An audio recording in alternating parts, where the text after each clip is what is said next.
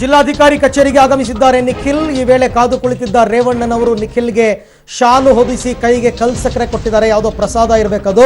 ಈ ಸಂದರ್ಭದಲ್ಲಿ ನಿಖಿಲ್ ಅವರು ರೇವಣ್ಣ ಅವರ ಕಾಲಿಗೆ ಬಿದ್ದು ನಮಸ್ಕಾರವನ್ನ ಮಾಡಿ ಆಶೀರ್ವಾದವನ್ನ ಪಡ್ಕೊಂಡಿದ್ದಾರೆ. ಜಿಲ್ಲಾಧಿಕಾರಿ ಕಚೇರಿಯಲ್ಲಿ ಈಗ ನಾಮಿನೇಷನ್ ಫೈಲ್ ಮಾಡೋದಕ್ಕೆ ಮುಹೂರ್ತ ಕೂಡ ನಿಗದಿಯಾಗಿದೆ. 3 ಗಂಟೆಯ ಒಳಗೆ ನಾಮಿನೇಷನ್ ಫೈಲ್ ಆಗಬೇಕು. ಆ ಹಿನ್ನೆಲೆಯಲ್ಲಿ ರೇವಣ್ಣ ಅವರು ತರಾತುರಿಯಲ್ಲಿ ನಿಖಿಲ್ ಅವರನ್ನ ಕರ್ಕೊಂಡು ಜಿಲ್ಲಾಧಿಕಾರಿ ಕಚೇರಿಯ ಒಳಭಾಗಕ್ಕೆ ಈಗ ಹೋಗ್ತಾ ಇದ್ದಾರೆ. ಸುಮಾರು 1 ಗಂಟೆಯಿಂದ ರೇವಣ್ಣ ಅವರು DC ಕಚೇರಿಯಲ್ಲಿ ಕಾದು ಕುಳಿತಿದ್ರು. ಆದರೆ ರ್ಯಾಲಿ ಬೇಗ ಬರಲಿಲ್ಲ. ಯಾಕೆ ಅಂತ ನಿಮಗೆ ನಾವು ಸಪ್ರೇಟಾಗಿ ಹೇಳೋದು ಬೇಕಾಗಿಲ್ಲ. ಅಲ್ಲಿ ನೀವು ದೃಶ್ಯದಲ್ಲಿ ನೋಡ್ತಾ ಇದ್ದೀರಾ ಜನಸಾಗರ ಹೇಗಿದೆ ಅಂತ. ಹಾಗಾಗಿ ರ್ಯಾಲಿ ಬರೋದು ತಡವಾಯಿತು. ಸೊ 3 ಗಂಟೆ, ಈಗಾಗಲೇ 2 ಗಂಟೆ 50 ನಿಮಿಷ, 3 ಗಂಟೆಯ ಒಳಗೆ ನಾಮಿನೇಷನ್ ಫೈಲ್ ಮಾಡಬೇಕಾಗಿತ್ತು. ಹಾಗಾಗಿನೇ ತರಾತುರಿಯಲ್ಲಿ ರೇವಣ್ಣ ಅವರು ನಿಖಿಲ್ನ ಕರ್ಕೊಂಡು ಒಳಗೆ ಹೋಗಿದ್ದಾರೆ. ಯಾರು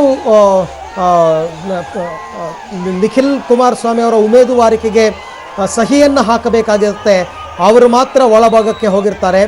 ಯಾರು ಅವರ ಹೆಸರನ್ನು ಪ್ರಪೋಸ್ ಮಾಡ್ತಾರೆ ಅವರು ಒಳಗಡೆ ಹೋಗಬೇಕಾಗುತ್ತೆ.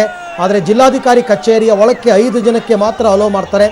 ಮೋಸ್ಟ್ ಪ್ರಾಬಬಲಿ ಕುಮಾರಸ್ವಾಮಿ ಅವರು, ಅನಿತಾ ಕುಮಾರಸ್ವಾಮಿ, ರೇವಣ್ಣ, ನಿಖಿಲ್ ಕುಮಾರಸ್ವಾಮಿ ಮತ್ತು ಆ ಭಾಗದ JDS ನಾಯಕರು ಅಥವಾ ಪುಟ್ಟರಾಜು ಇರ್ಬೋದು, ಇನ್ಯಾರೂ ಇಲ್ಲ. DK ಶಿವಕುಮಾರ್ ಬಂದಿದ್ದಾರೆ, ಅವರು ಕೂಡ ಒಳಗಡೆಗೆ ಹೋಗ್ಬೋದು. ಸೊ ಒಟ್ಟು 5 ಜನ ಒಳಗೆ ಹೋಗ್ತಾರೆ, ಹೋಗಿ ಉಮೇದುವಾರಿಕೆಯನ್ನು ಸಲ್ಲಿಸ್ತಾರೆ. ಅದಕ್ಕೂ ಮುನ್ನ ನಡೆದಿರ್ತಕ್ಕಂಥ ರ್ಯಾಲಿಯನ್ನು ತಾವು ನೋಡ್ತಾ ಇದ್ದೀರಾ. ಮಂಡ್ಯದಲ್ಲಿ ಜಾಗ್ವರ್ ಜಾತ್ರೆಯನ್ನು ನೋಡ್ತಾ ಇದ್ದೀರಾ. ಯಾವ ಪ್ರಮಾಣದಲ್ಲಿ ಜನ ಸೇರಿದ್ದಾರೆ, ಎಷ್ಟು ಪ್ರಮಾಣದಲ್ಲಿ ಜನ ಸೇರಿದ್ದಾರೆ ಅಂತಂದರೆ, ಸುಮಲತಾ ಅಂಬರೀಷ್ ಅವರ ನಾಮಿನೇಷನ್ ಫೈಲ್ ಮಾಡೋ ದಿನ ಎಷ್ಟು ಜನಸಾಗರ ಸೇರಿದ್ರು ಅದಕ್ಕೆ ಸೆಡ್ಡು ಹೊಡೆಯುವ ರೀತಿಯಲ್ಲೇ ಜನರನ್ನ ಸೇರಿಸುವಲ್ಲಿ JDS ಸಫಲವಾಗಿದೆ.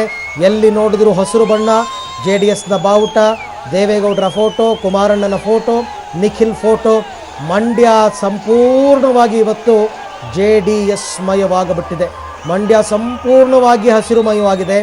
JDS ಅಭ್ಯರ್ಥಿಯಾಗಿ ನಿಖಿಲ್ ಕುಮಾರಸ್ವಾಮಿ, JDS ಕಾಂಗ್ರೆಸ್ ಅಭ್ಯರ್ಥಿಯಾಗಿ ನಿಖಿಲ್ ಕುಮಾರಸ್ವಾಮಿ ತಮ್ಮ ಉಮೇದುವಾರಿಕೆಯನ್ನು ಸಲ್ಲಿಸೋದಕ್ಕೆ ಇನ್ನೇನೋ ಒಂದು 7-8 ನಿಮಿಷಗಳ ಒಳಗಡೆ ಅದು ಕೂಡ ಮುಕ್ತಾಯವಾಗುತ್ತೆ.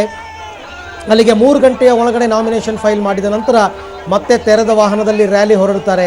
ಒಂದು ಸಮಾವೇಶ ಇದೆ, ಸಮಾವೇಶದಲ್ಲಿ ಮಾತನಾಡಬೇಕು ಕುಮಾರಸ್ವಾಮಿ ಅವರು, ರೇವಣ್ಣ ಅವರು, DK ಶಿವಕುಮಾರ್ ಅವರು, ನಿಖಿಲ್, ಇವರೆಲ್ಲರೂ ಭಾಷಣ. ಆದರೆ ಈ ಸರ್ತಿ ಸ್ವಲ್ಪ ಡಿಫ್ರೆಂಟಾಗಿ ಕುರ್ಚಿಗಿರ್ಚಿಗಳನ್ನ ಹಾಕೋದ್ರ ಬದಲು ಒಂದು ಉದ್ಯಾನವನದಲ್ಲಿ ಅರೇಂಜ್ ಮಾಡಿದ್ದಾರೆ. ಆ ಉದ್ಯಾನವನದಲ್ಲಿ ಜನ ಕೂತ್ಕೊಂಡು ಇವರ ಭಾಷಣವನ್ನು ಕೇಳಬಹುದು.